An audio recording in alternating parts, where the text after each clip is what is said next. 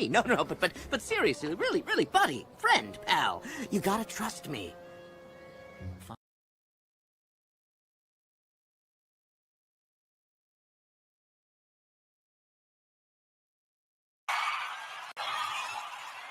And I want, and I need, and I love, I love.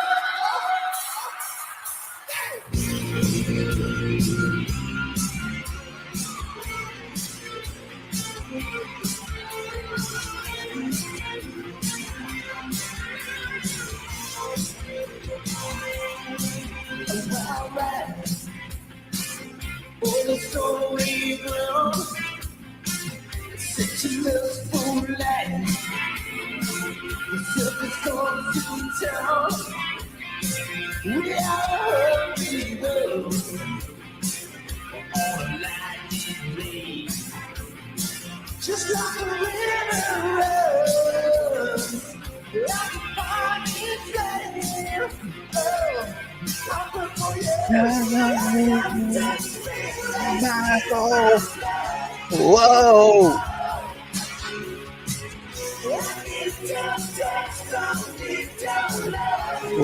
Whoa. And I need animal. And I need whoa. Whoa. Give them mouth to mouth. Let them move in the heart. Let them reach an hour. I'm running with the beat.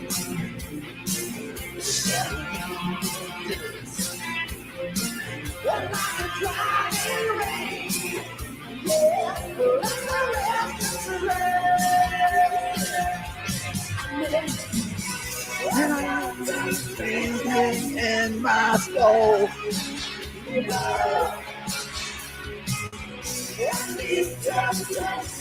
Need your love. Whoa. And I need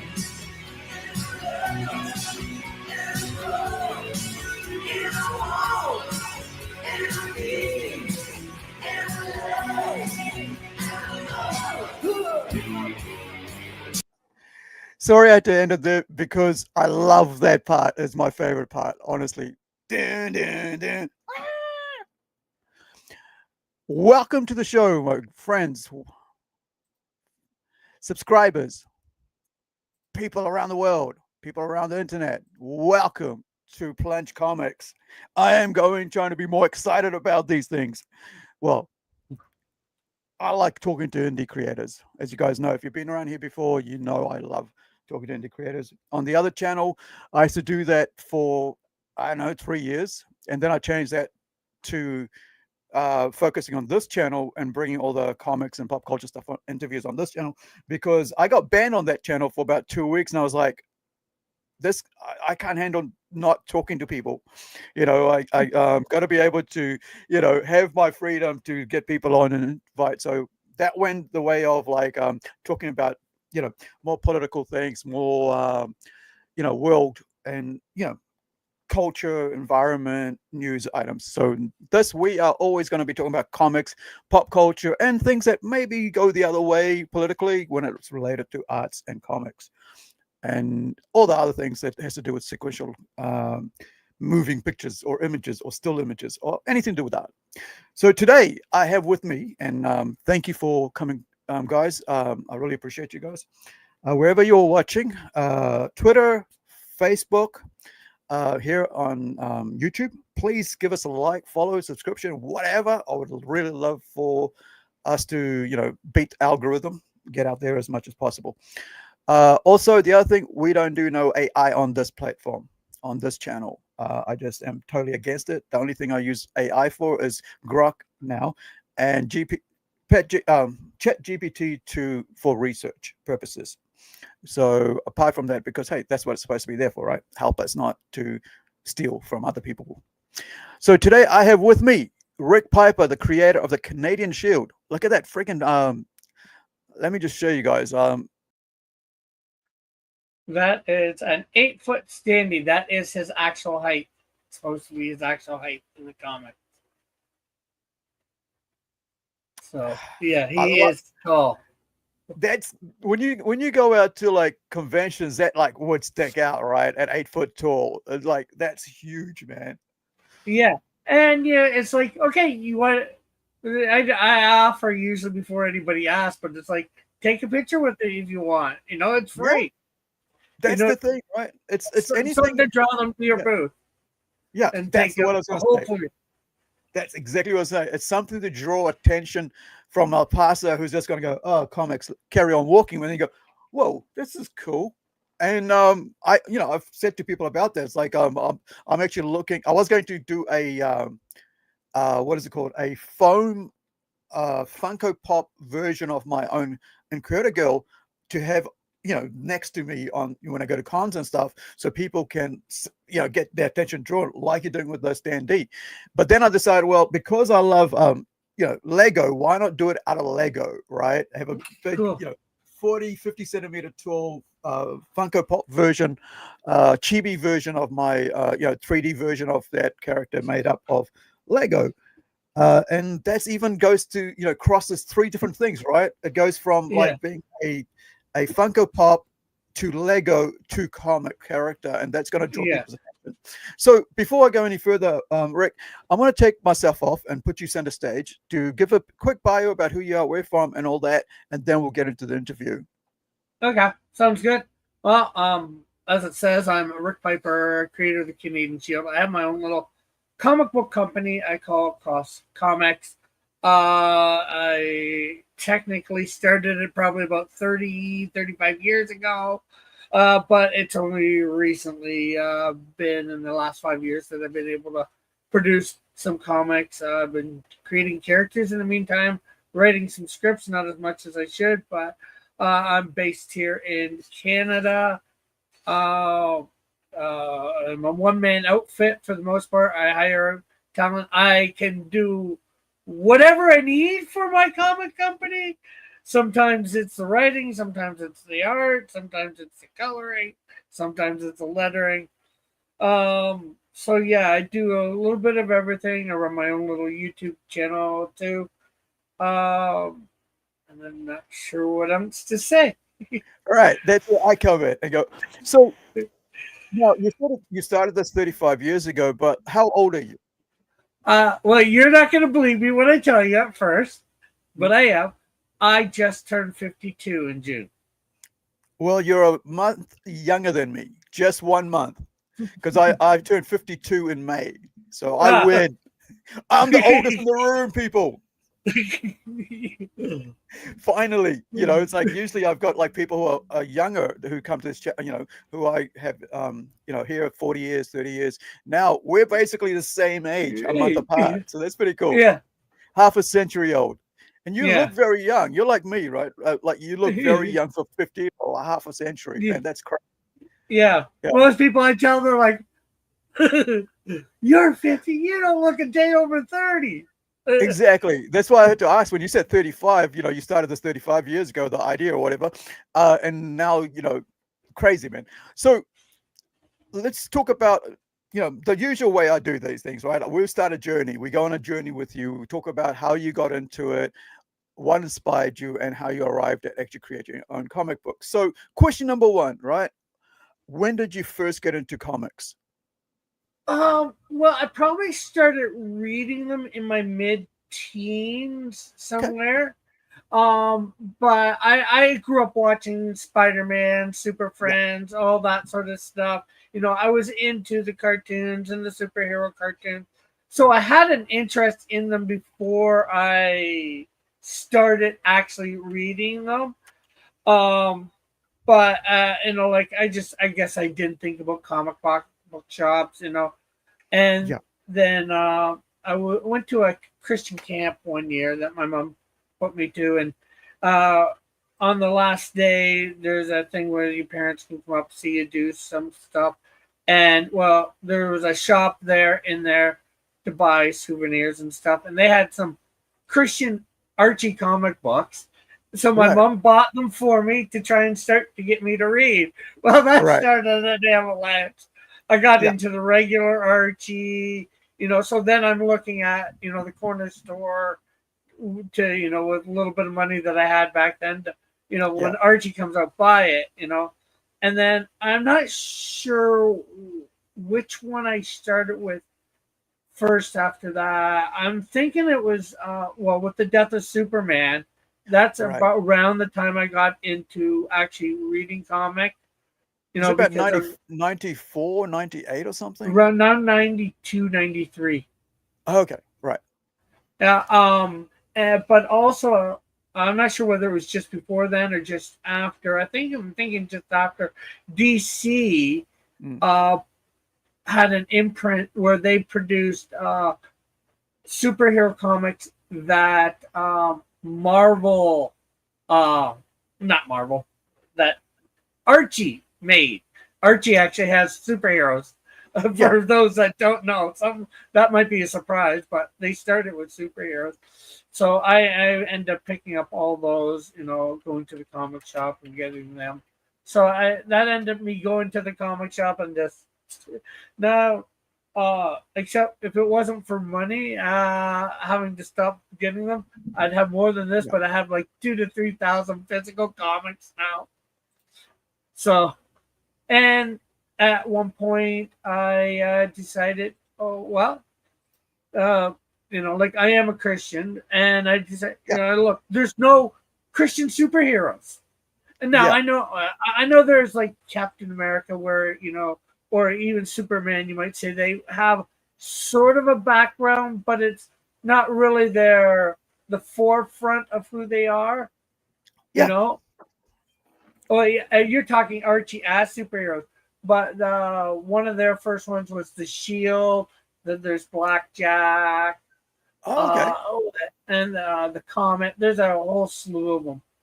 That Right. usually it's printed under blue ribbon or red circle. Right. Right. Okay. So So yeah. So we're talking about like comics and Christianity, right? So I come from a background of Christianity, right? I've probably about, I don't know, 10 to 15 years of my life back in and out of different what they call denominations, right? Which is yeah, like Methodist. I got when I was a child at about, I guess about 8, 9, I was having trouble at school, and so my Sri Lankan Indian, where Sri Lanka is, right? It's the bottom of India. There's a yeah. little I country. have So that much. I've heard of yeah, it. yeah. Man, it's so So over. right. So it's East India basically, right? Yeah, So okay. so when I was about 7 or 8, I was having a really hard time at school because I'm the only dark skinned, and I mean dark skinned because there's other brown skinned people in New Zealand. They call them Maori, right? But I was having a real hard time because I was a cheeky sod, like really cheeky sod. I was a attention grabber. I was the only child. I was a fish out of water, so I was having issues. I was getting bullied. I was cheeky as well because I can when you're relate to some of that. I wasn't yeah, really cheeky, but I was an only kid as well, yeah. and I got bullied as well. Yeah. So when I was in Fiji, I was like the firstborn male child in the family. So what that means is you're seen as like the most beloved child in the entire family because you're the firstborn male. It's Yeah, it's a cultural thing. Like in Western society, it's not so much that much of a yeah, culture thing when it comes to it.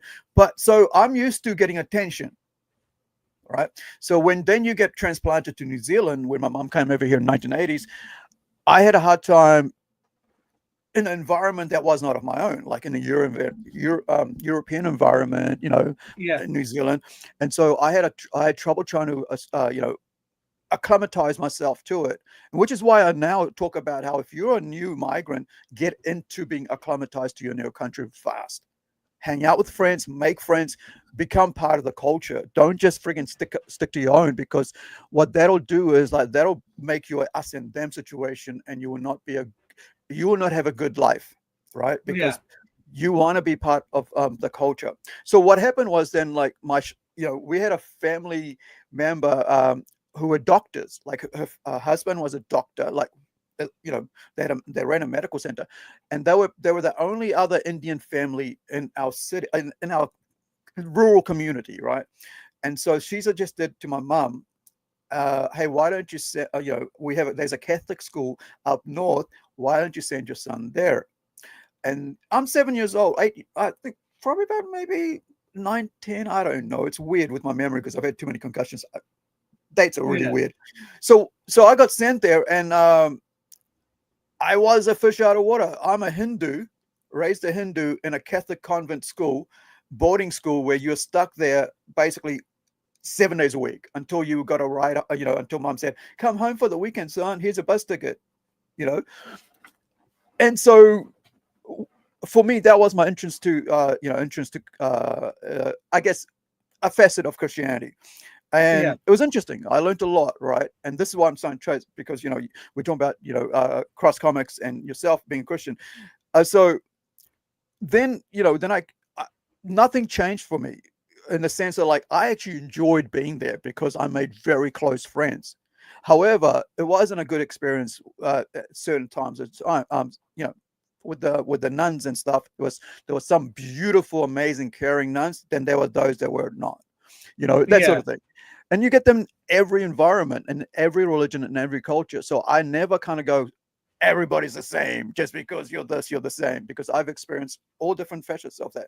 Then, so I didn't get into that again until probably, I guess, a Methodist. Like a neighbor was a Methodist. And so I would go to Sunday school with them. We draw stuff and play around and then come home on a Sunday, because that's 2 hours of day that I don't have to be at home, babysitting my sister. Right. So, hey, let's go. Then later on, I got caught stealing, and my mom, like you were talking about, right, got sent away. And then she got me to, that was my first time I ever actually started drawing a comic book at about 15 years old, 16 years old, because I got, I had a story to tell of how I ended up being caught by the police, and how I got into the situation. Did a 1-page comic book, never went back to it again. It got lost in time.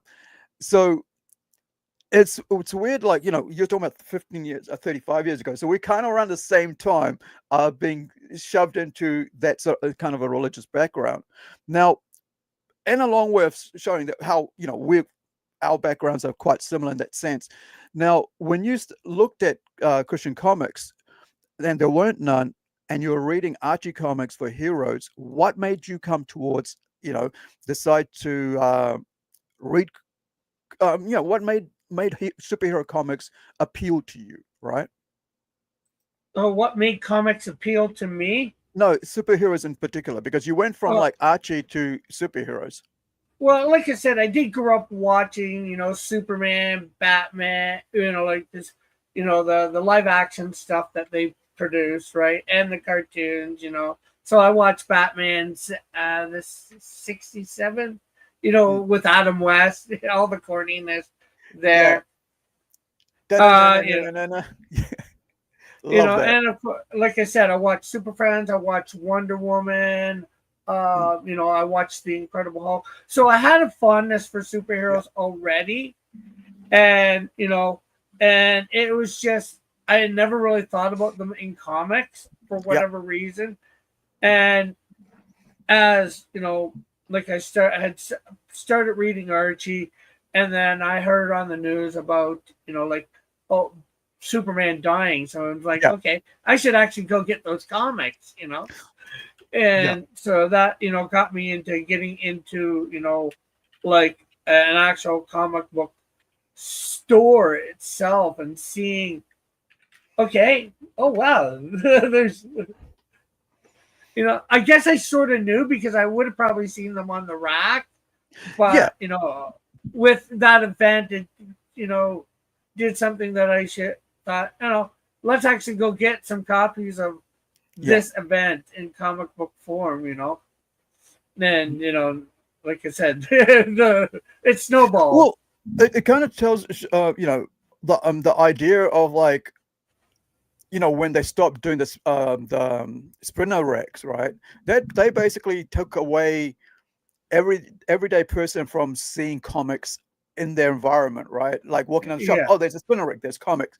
And so when they took away the spinner racks, it just basically took away comics from the mind of people. Like there's just normal literature, and and send people back to thinking, oh, it's comics of a kid. So whereas adults were reading comics forever, I just reminded of a movie by starring Richard Gere, where he's an adult reading Silver Surfer comics, right? Uh, And that goes back to the 80s, if I remember, mid 80s. It's like I can't remember what it's called. It's not a. It's a.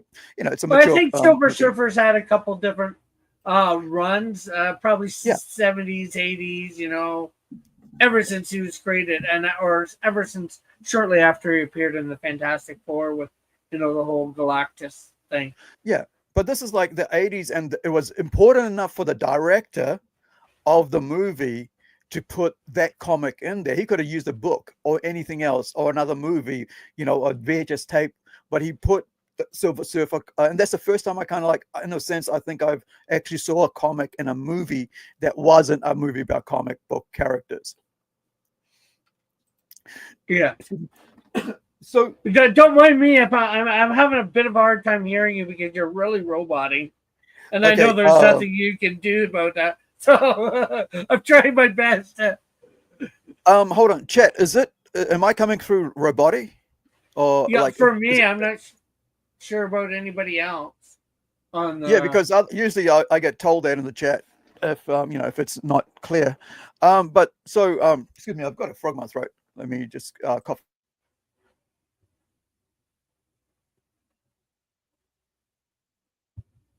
Thank you. Thank you, Frizo. Chozo Connor. Yeah. I usually they'll go, hey, look, you're muted, you're low or something. But thank you, for Chozo Connor. Appreciate that, man. Lady, whoever you are, thank you. So yeah, maybe it's my chats. I shared it onto my channel and all that. Right. So for Chozo, so he says, yeah. So I think maybe you have too many tabs open and it's like buffering. So what I usually do is I turn off as many tabs as I can on my web page, right? Like on my browser, Yeah. because that slows down your RAM of your computer, memory, whatever, to keep up with things. Yeah. So yeah, maybe try that. Yeah. Now, so 1992-3. Now that was a huge thing, by the way, the death of Superman. Even here in New Zealand, even because I wasn't even reading Superman at that point. I didn't read Superman until about 2020s, right? When I went down to film school, or Batman, and now I'm a huge. Ever since that, for the last 25 years or so, I've been a huge Batman fan. I've got monument, of Superman everything. Sorry, Batman everything, and probably DC comic everything as well. So because of the death of Superman, that was the first time it was such a big publicity stunt, but also a very well written arc, right? Yeah. It allowed all the other super characters, I guess, in a way, to step up and be written and received and promoted, because they could step into the gap when Superman isn't around, and that made huge news. If you watch any of the ads from that time, TV news or anything, it was all over the world. Like I know I saw it here in New Zealand, right? Yeah. On a news, like, hey, they're killing Superman. Superman's died. And that allowed a lot more, like you said, a lot more people to come into that, into comics and to see what it was about, because it was international, global, a huge thing, because someone that had been part of, I guess, since the 1940s, about 50 years of comics, international, was going to be killed off. And for about maybe 2 years or something, they did all this other, crossovers that happened during that time. And I love that story. I thought that story was so well done. And then they even made it like an animated movie of it, right? Yeah, So, they've done it several times, animated. And then because I was going to the comic shops for that, I got one of the main things I got into probably right away was Batman, with his Batman's back being broken. And then another one that I think I started up right away too was Green Lantern with Kyle Rayner being introduced. Okay. You know, Yeah. I mean, the way. it's like, and then I had become a bit of an artist at that point, not Right. super, but it's like, okay, yeah, this is yeah, it made Kyle. I think I know everybody probably likes Hal a lot more. He's been Yeah. around longer Okay. than him, but just because of the artist aspect, I like Kyle a little bit better. But Okay. Let's talk about your art background, right? And how and why. What made you get into art? well, probably one of the main things that got me into art, like once I started realizing that, I wanted to make my own comic books, like I probably started doodling, the other characters a little bit here and there. I'm not sure how good I was, but I started, I thought, okay, well, I'm going to need to draw these comics or get Right. to know, or at least something decent so somebody can think, because I knew I didn't have the money to Yeah. put out I'm just like a 13, 14-year-old kid. There ain't no way that I can afford to Yeah. Not yeah. pay Not only if you're just a 13, 14-year-old kid, you can be like an adult, right, working two yeah. jobs and still not have the money to pay somebody. I remember somebody said, I said, oh, I need 120 pages of this comic done for me. Are you interested? It's going to cost you 24 grand or 20 grand. It was at that time. That was like 15 years ago, by the way. And now we've just, Ouch. yeah. And that was like, now I've finally gotten someone to actually do, we're on this issue 2 of that comic, 15 years later. But I was able to pay someone before I had my breakdown, because we were about 12 pages in before I had a head injury. So I was able to pay someone in Philippines $20 New Zealand per page. And this thing, people think, oh, this thing is new, where you pay someone overseas to do work for me. Listen, $20 of New Zealand is a lot of money. It's like hours or 2 hours worth of work overseas Oh, to somebody in Philippines or somebody in Argentina. And so they don't mind working for 2 hours on a piece of paper, drawing what they love doing and getting paid for it. yeah. So, whereas like, because in the US, if you're living in Britain or Europe and like your cost of living is high, people go, oh, it's Yeah. going to be $400 a page minimum. It's like, well, yeah, when you're just starting out, you can't afford that, right? So you taught Yeah. yourself how to do comics because Yeah. of that. Yeah. Yeah. And like I'm an all right artist. I'm nobody where's no great artist, like Yeah. I can make do, and I've been getting even better, practice, practice, practice, right? Yeah. Just in doing my YouTube channel got me a lot better, because, I was the only artist that I really knew, in person and before. So, I show people my art, and most people are like, like flabbergasted by how good it is, Yeah. And then unfortunately, I get in this community of artists here on YouTube, and well, then I really, you really begin to see, well, my Yeah. shit Well, sucks. it's like that fish out of water, right? Like if you're in that little pond where you are, like in your town, like I was the only comic reader that I know of amongst all my friends for years, Yeah, right? For years. And so and that was it. It was like nobody else read comics but me, and I always read comics. So and now because of YouTube, and you got people who has been pros commenting on how this thing should be this way or should look that way, because they want to dictate what indie comics is, because they don't want anybody else in their pond. They don't want anybody else in their fishbowl, right? So they want to make yeah, sure that anybody who's got any other art style or anything else can't be part of that, making money, because they feel that that money is theirs. So I think it's that's why I love doing, talking to so many different creators, because you get to see so many different art styles.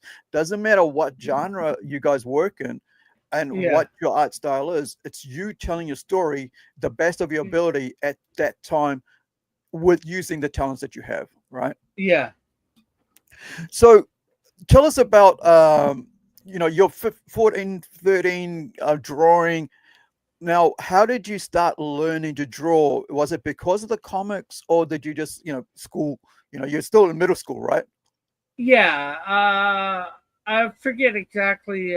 Yeah, I think I was probably still in middle school when I started doing, some drawings, or maybe early high school. Mm, Um, you know, so yeah. Well, one book, one video. We have a library here. Well, we have yeah. several libraries, but I went to the library and ended up finding out how to draw the Marvel Way, the video by Stan Lee and Steve Ditko, I think it is. Wow. Yeah. Yeah. So, well, I borrowed that from the library and recorded it, made myself a copy.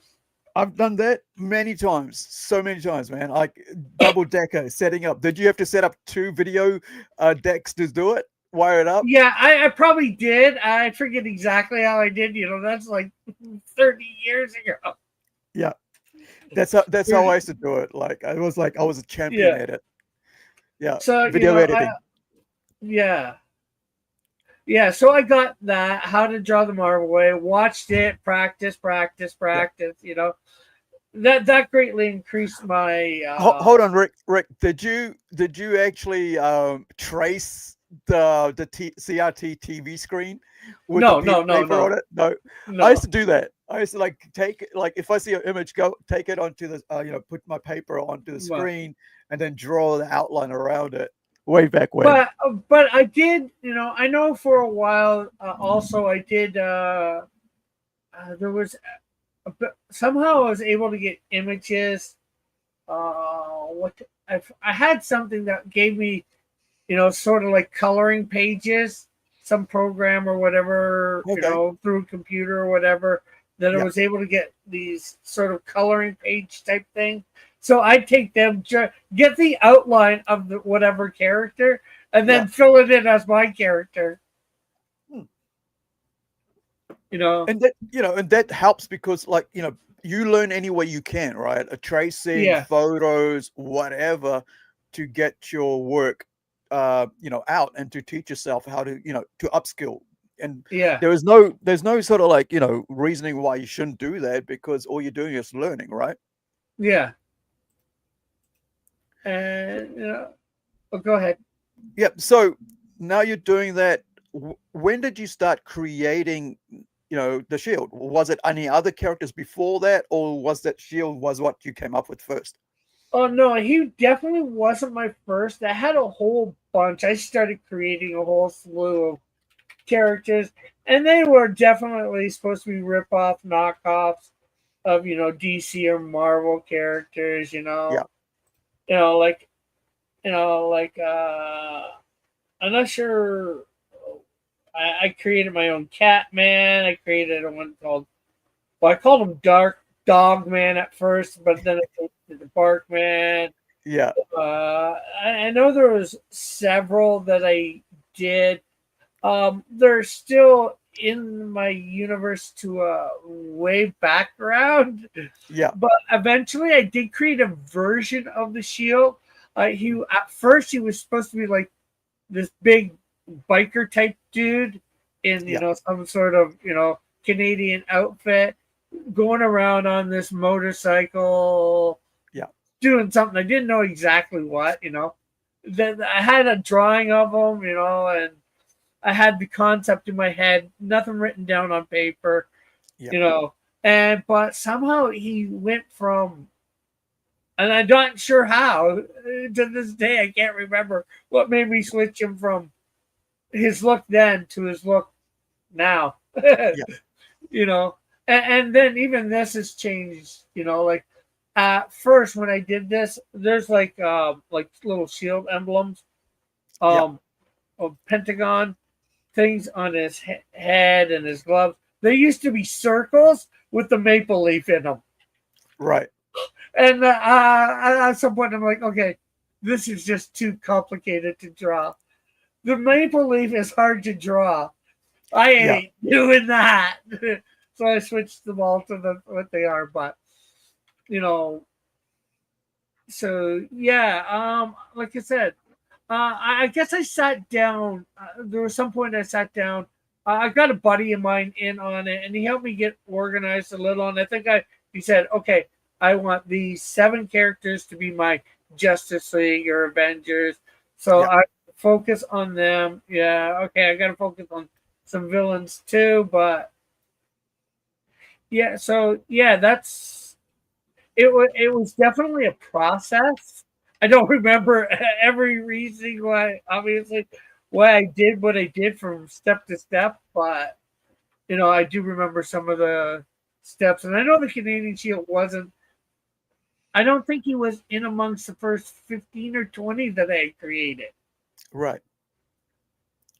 So let's talk about the color choice, right? Because usually that's kind of like very important, and Yeah. what was it? Why you went with red and white? Well, I was probably thinking, well, with Canadian Shield, let's do the flag colors, and our flag colors are fairly simple. Yeah. We have red on the outside, white in the middle, and then there's a red maple leaf right in the Right. middle of it. So that Did was it, and then it's just okay, what looks best where like I tried the flip of the colors there, and the whole red costume with the white stuff, and it just seemed like too much red. Yeah, I think white sort of works better because it allows you to. There's something about like it contrasts really well, but it doesn't Yeah, contrast really well the opposite. If you have too much red, it's just it doesn't fit well. And it's the same thing with like black and white. If you have too much black on the character, that's why like with over time they've changed a lot of Batman from like it just be blue and gray now to black and gray and more gray because the black is too strong sometimes and doesn't it doesn't they try to keep trying to work between the two, but we all know as long as the friggin the Bat emblem's there and the cow's there, we know who it is with the belt, right? And yeah. so when did you start actually from like creating the character to writing the character? What came first? The character came first, or did the writing of the character come first? Well, the Design. character definitely came first. The design of the character, I know that for sure. The writing was probably around. It was early '90s. I know that. Probably by '94, Right. somewhere between '92 '94. So yeah, and I've written. Well, I've gotten 8 scripts of him written, and I've had them written for years. Yeah. Unfortunately, I've gotten lazy, not written more. I know what I want to do for like the first 18 issues, so or basics, anyways. Yeah. But yeah, definitely the character design came first, and then the writing, and even before you could do a lot of writing, like the first writing was just the introductory issue, and then it's coming up with the villains, so then you got to write their backstory, and so what you're dealing with them, and at the time, I think when I started writing a script for him, um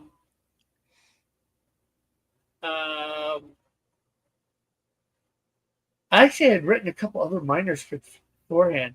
My team, the team where they actually become a team. I wrote that script first, I believe.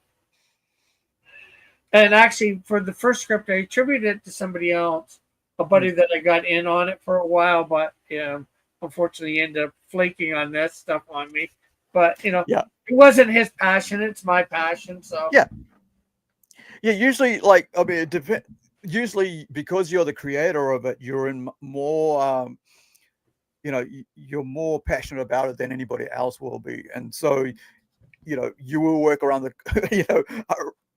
all the time trying to come up with what's best for what you're trying to do to make that work. Now, when did you release your first issue, right? When did you say, well, this is what I want to put out there? Did you go to web comic pages, or did you go to PDFs? digital files, or did you release in print first, or did you release like posters or cards or whatever? How did you start Well, releasing I to did. the I audience? did. Like I created my.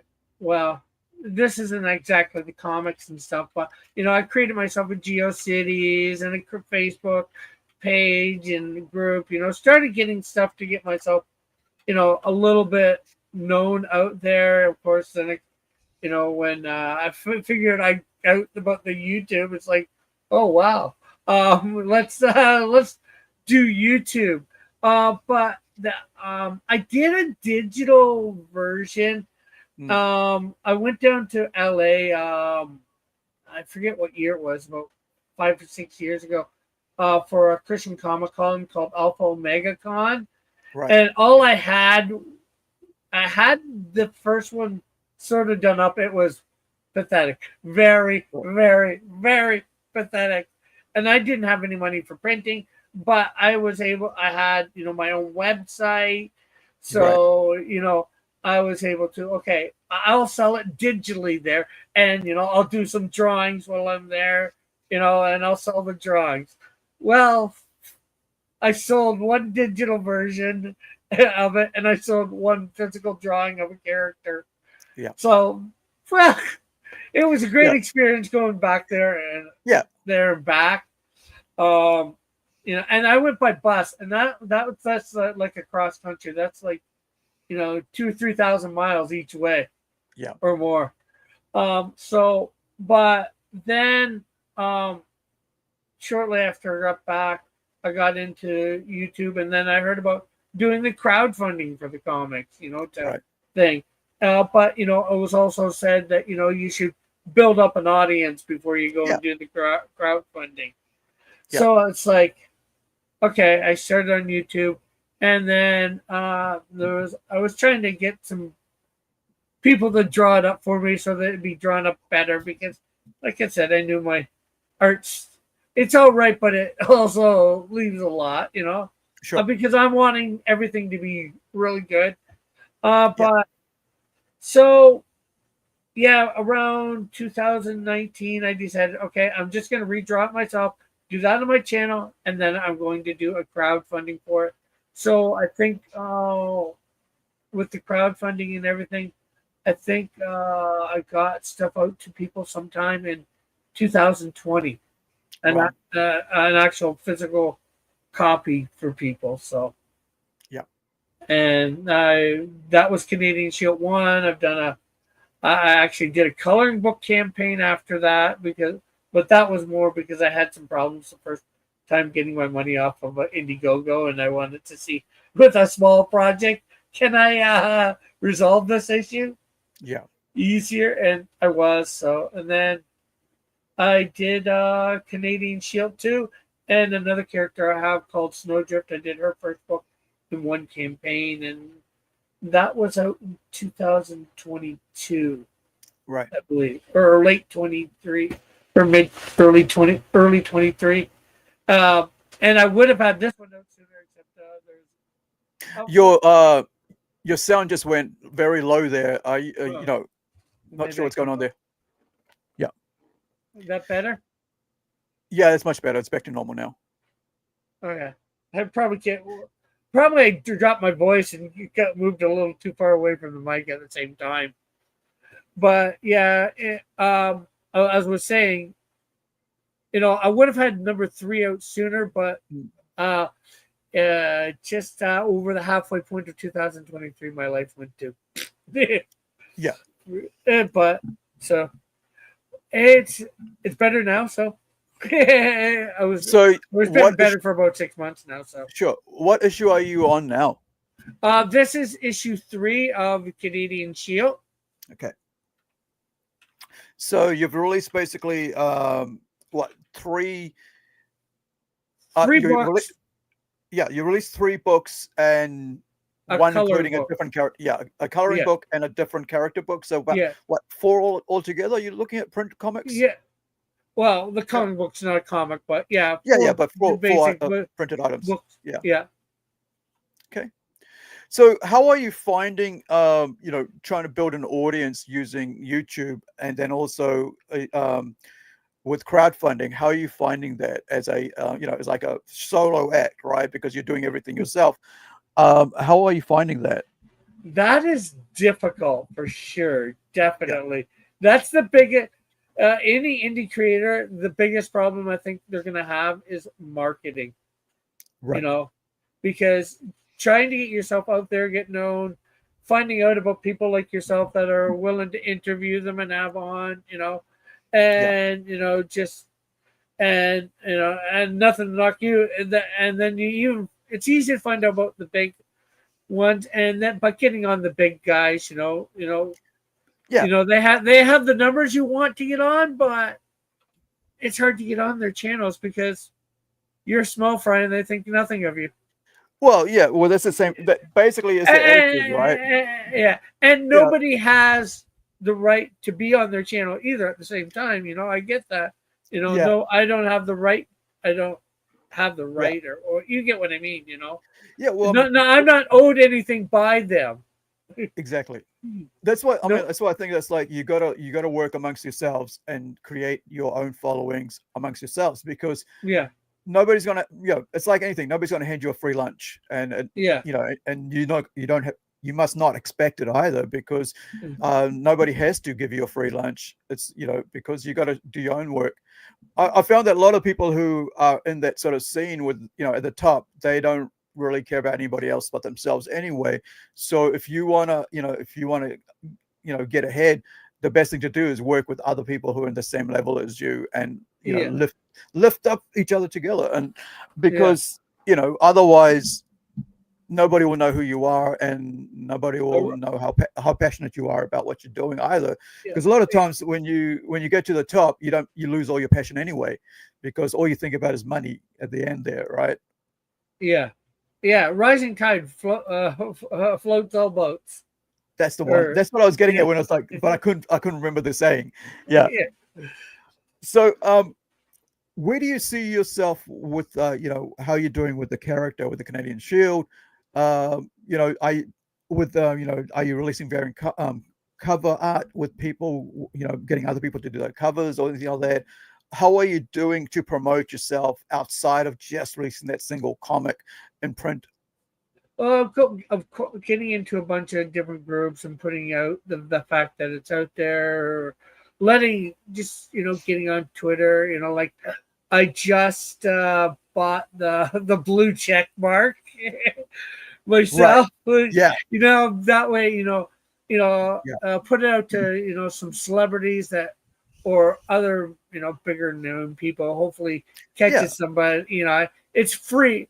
Well, it's free to type and send. Attach somebody's Yeah. name. Maybe they get interested or not. I'm Well, going to cons. yeah. When I can afford it.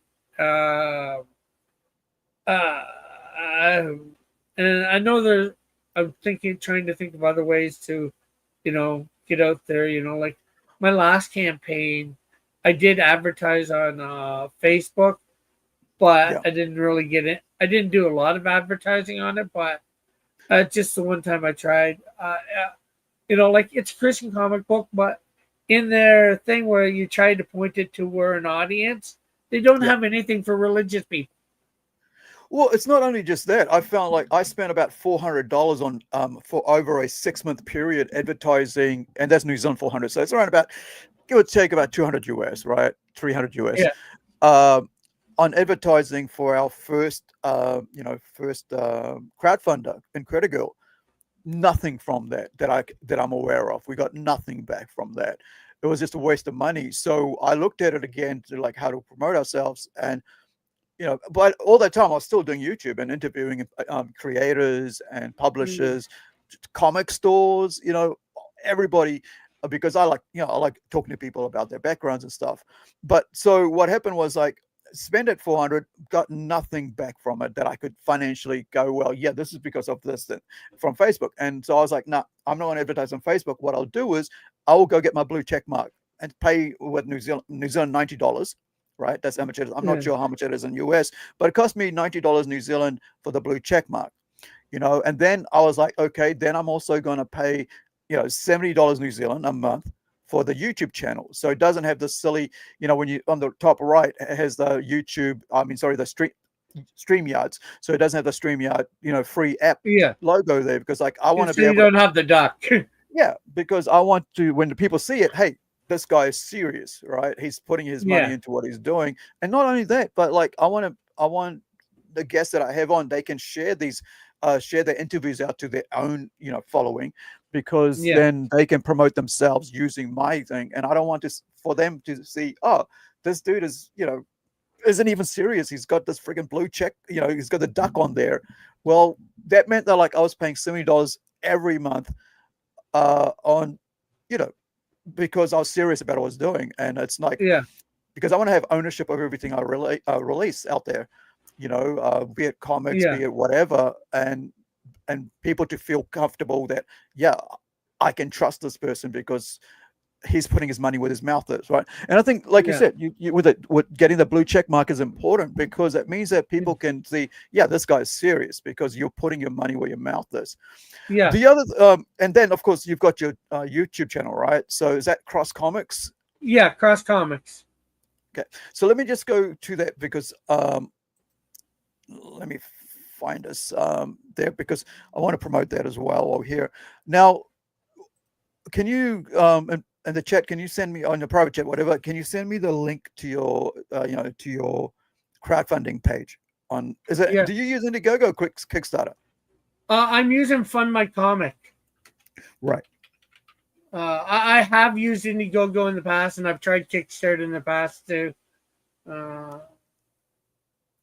So. Right. So we got you here. Right. So let me bring this up.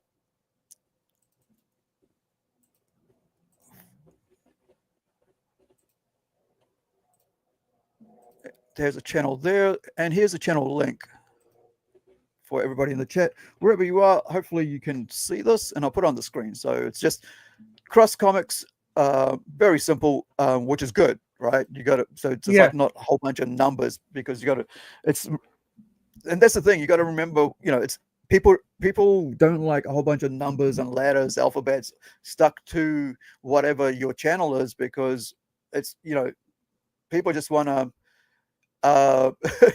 you're the only one here, Chozo, but there's about 25 people watching across all my platforms. Oh, that's good. Yeah, because I release it all across Facebook, and I have about 4 different business pages, and my own personal page, as well as other channels, as well as Twitter. So yeah, so it might seem like that you're the only one on YouTube, but I've got 24 other people watching across the platforms. That's now, neat. Yeah, so this is the Fund My Comic page, and let's go to that as well. 1, 2. This is what I mean. Like, so there is like, apart from the YouTube, I actually have other platforms, and that's the thing you got to do, right? You got to get yourself on social media everywhere you can, because everybody lives on the internet. And that's something that I realized near the beginning of doing YouTube too. Everybody was using Twitter to have these groups so they can invite people on, back 7 years ago. They still do it, but it was like, it was really the thing back then. It still is, but it's like, I did not want to get on Twitter. I had checked it out like years before, and I'm like, okay, this is just complete utter nonsense. And it's like, bye. And then because of getting on YouTube and doing this, it's like, okay, I got to get a Twitter account just to promote myself. I hate myself for this. Well, the thing is, you have to, because where is that gone now? Hold on, my setup. There it is. Sorry, there we go. So everybody, like I said, everybody lives on the internet. Who has a phone, right? Who has a mobile phone, or laptop or desktop.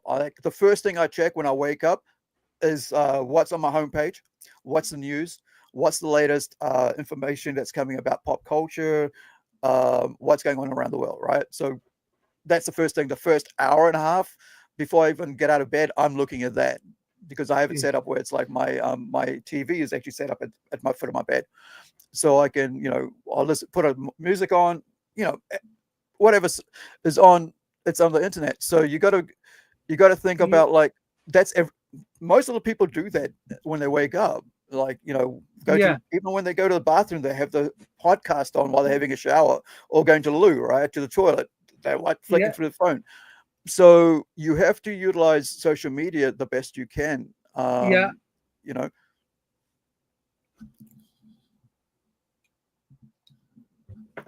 do you have a Facebook page as well for Cross Comics? Yes, I do. I've got Facebook, I've got Instagram, Twitter. I've got a whole bunch of ones that probably people don't even use. Like I set up Parlor for it, and Parlor's now no longer a thing, And yeah, and you said you were with GeoCities in the early days, right? Yeah. So this is the Facebook page. Once again, Crossverse here, and under the Cross Comics, there's a link for that. Now, here's the thing, right? Like having a Christian comic character, superhero, might not be for everybody, but there are people. That doesn't look like the right one there. Not on it. Is that somebody else? That's not you? Oh, that looks like me, but I just. Oh, you probably saw that. That's a follower of yours, right? So that's what comes up. But this is you? Yeah, it's my stuff for sure. Yeah. So this is your channel. Okay. So yeah, I got, I saw that, I knew it was yours. So anyway, so basically it might not be for everybody. It is for those who are interested in that. So I think the idea is that, like, having these social media platforms and putting your stuff all across that, you're going to have an audience built on the readership that enjoys that sort of stories. It's just like it's like heavy metal Christian music, right? When I used to be back in the 80s when my mom got me into church, I was listening to Bloodgood, I was listening to Deliverance, I was listening to Tourniquet.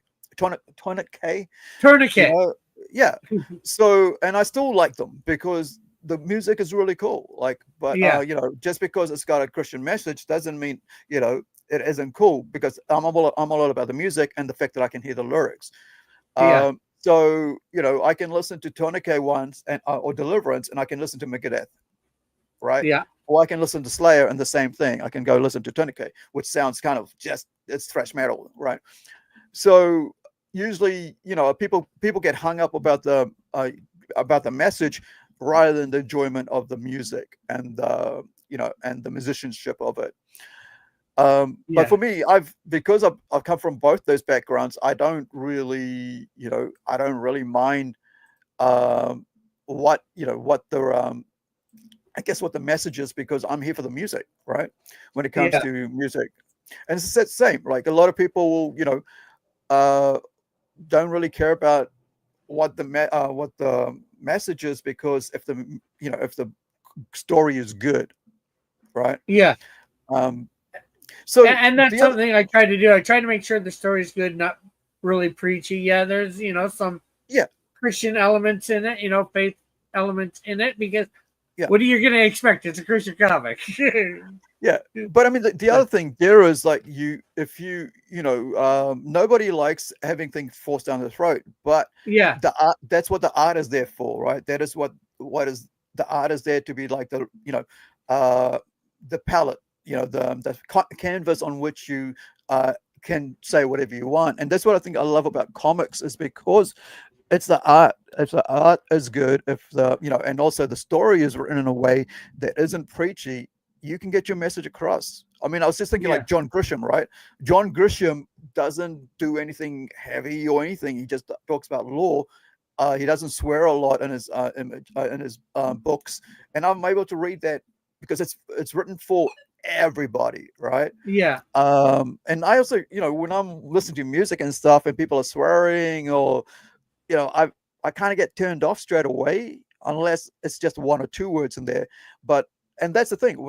And same thing about like if you're doing a Christian comic or whatever, you know, if you're like every single page has something to do with the Bible, you know, you're going to feel like, well, I'm here for the story, and there's no, you know, the story's just preaching isn't really gonna you know, get an Win audience anybody for it. over. Or, That's the thing, right? That's what they call like a, you know, hitting somebody with a Bible over their head, right? Bible yeah. belt. What's Bible it called? thumping.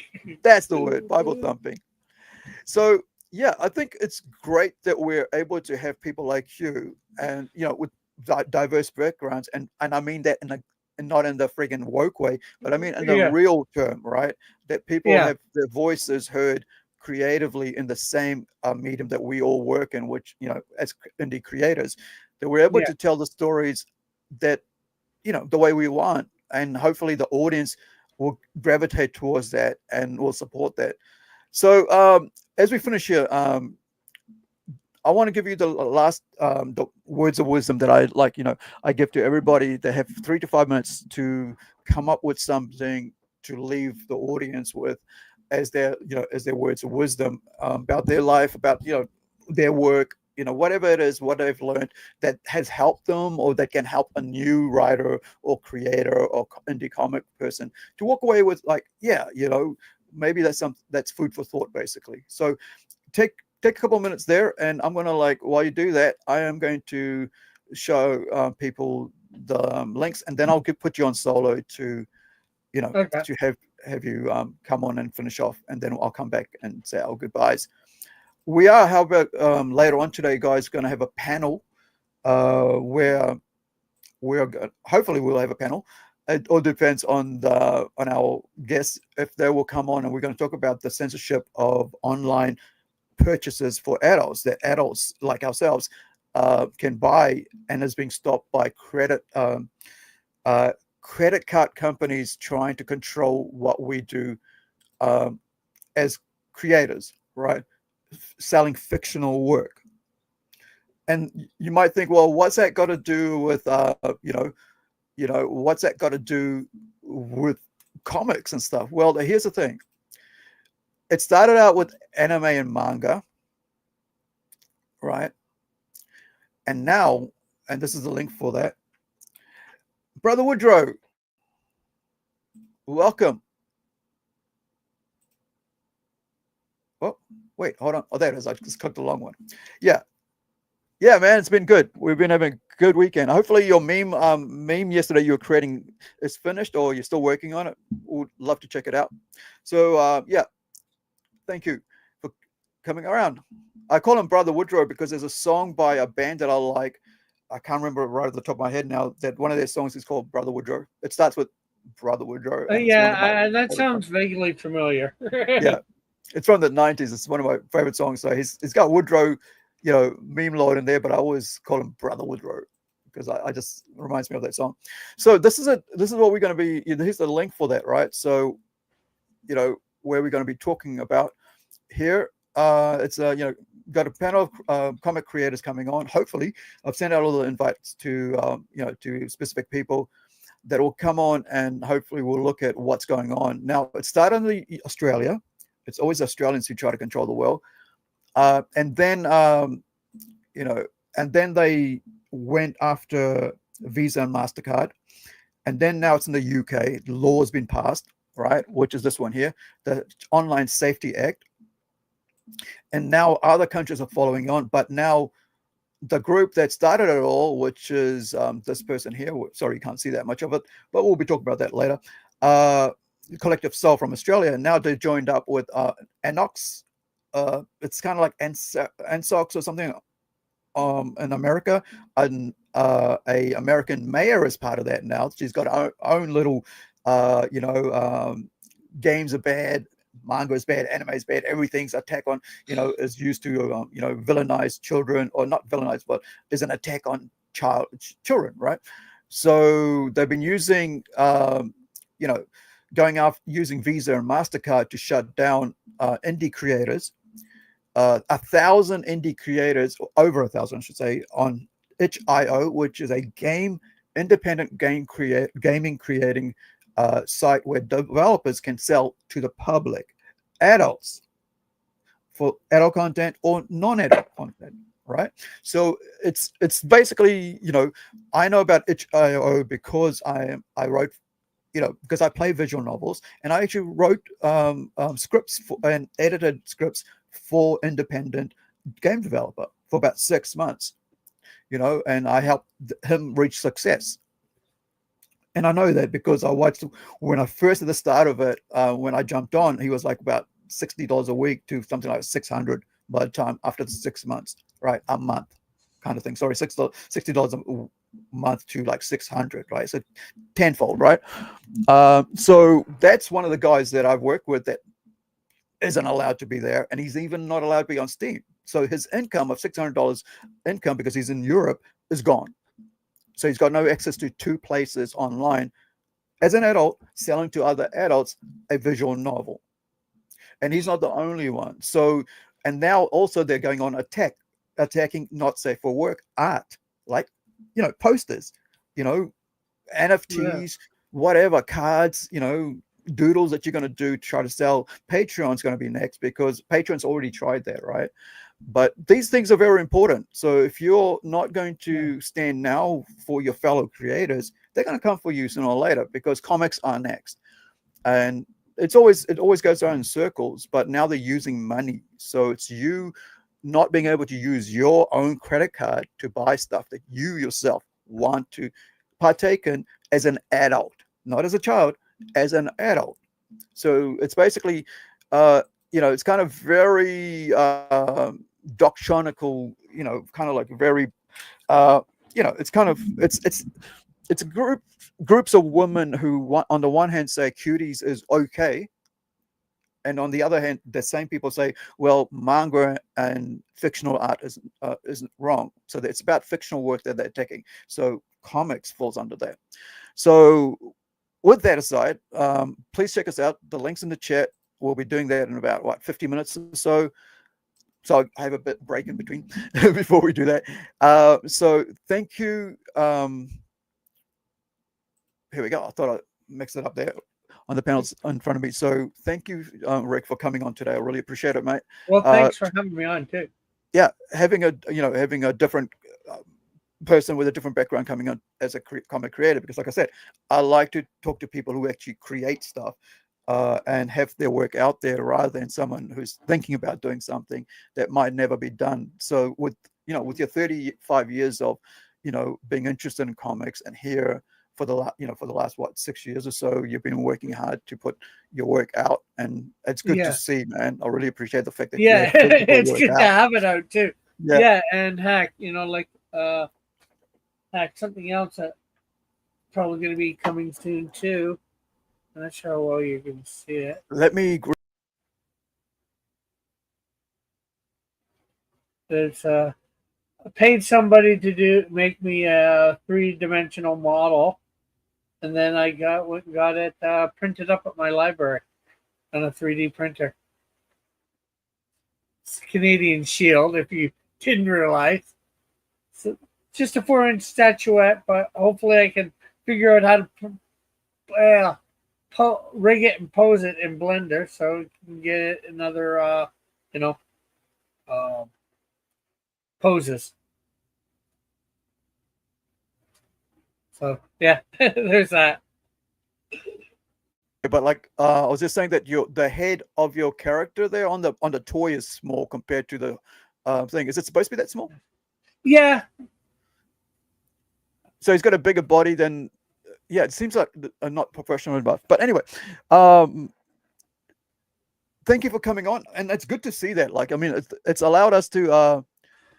It's allowed us to really, with 3D printing, because I've had to do that with my character, and I paid a friend to actually paint the chibi. Sadly, here's the thing you got to remember, right? If you're using 3D, put a hole in there and let leak out the liquid. There's a toxic liquid inside the 3D if it's a solid thing, right? So make sure it leaks out. Otherwise, it's going to split, and it's going to, all that poison chemical is going to like go all over your place. And it's happened to me live on screen while I was talking to somebody, and it sits there on my bench outside on a plate. Just, it's split. Like I can't even show it and be here, look at this, because it's this big, but then the liquid forced the plastic to split.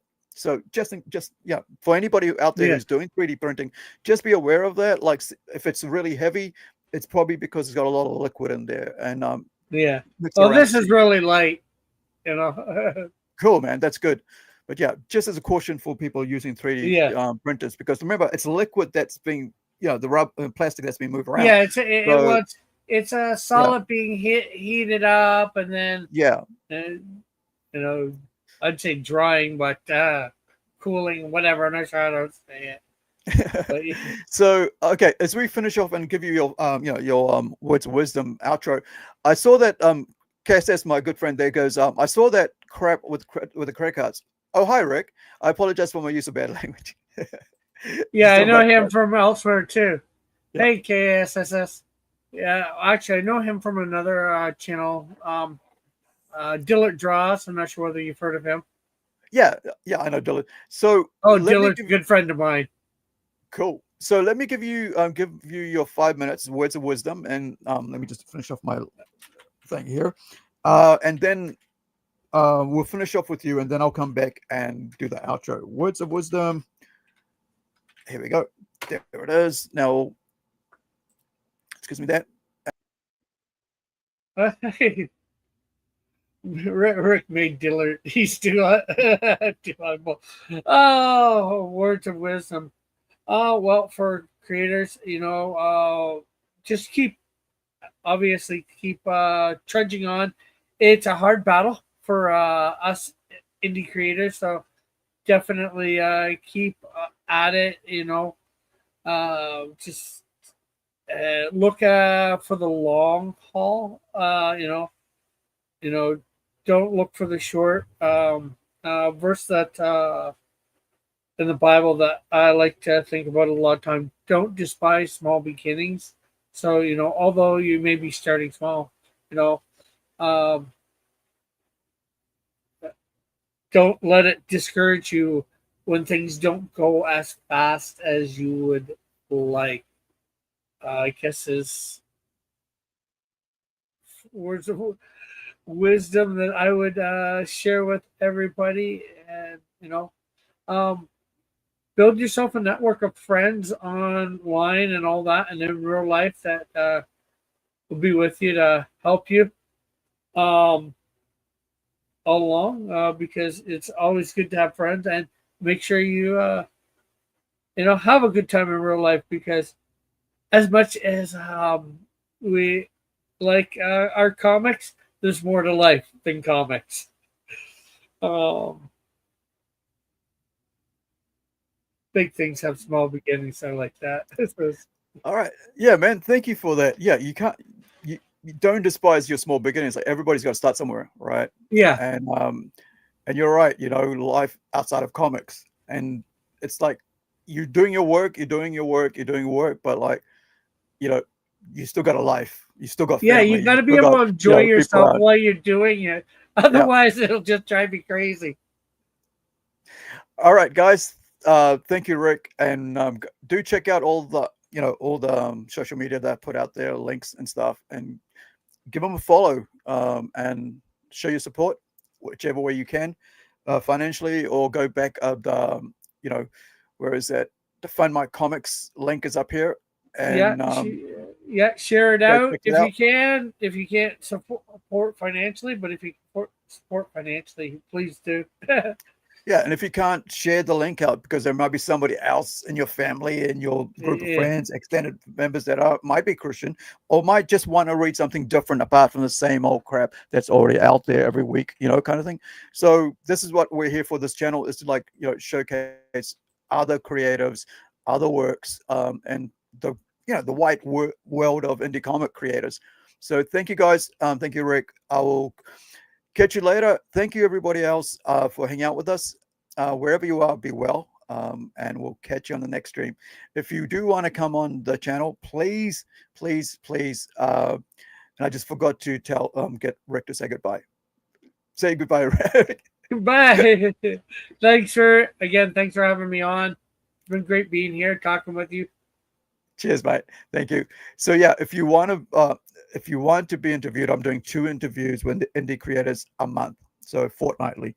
So this month, I got another one next time, and then I've got 2 free lots after that in August. So the homepage here has the email address. Send me an email address at sm.plungestudiosnz@gmail.com. It's there.